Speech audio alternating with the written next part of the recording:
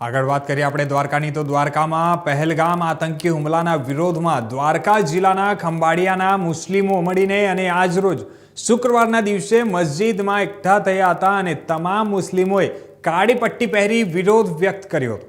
આતંકીનો કોઈ ધર્મ નથી હોતો અને પાક નાપાક છે તેવા કપરા શબ્દો આતંકીઓ વિરુદ્ધ પ્રદર્શન કરતા દ્વારકા જિલ્લાના મુસ્લિમ બિરાદરો દ્વારા પ્રદર્શન કરવામાં આવ્યું હતું અને જણાવી દઈએ કે ભારત સરકારે આતંકીઓને સખતમાં સખત સજા દેવા માટે આ માંગ કરવામાં આવી છે।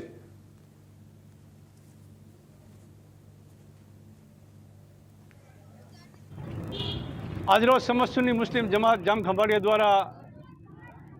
પહેલગામમાં જે આતંકવાદી હુમલો થયો હતો તેને સખ્ત શબ્દોમાં વખોડી કાઢવા માટે ખંભાળિયાની દરેક મસ્જિદમાં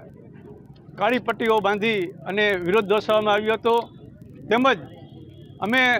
ગૃહમંત્રી તેમજ વડાપ્રધાનશ્રીને નિવેદન કરીએ છીએ કે આવા ત્રાસવાદી હુમલામાં જે કર્યો છે તેઓને સખ્તમાં સખ્ત કાળી સજા આપવામાં આવે અને દેશમાં અમન સુકૂન શાંતિ અને ભાઈચારો જળવાઈ રહે એવી અમે વિનંતી કરીએ છીએ।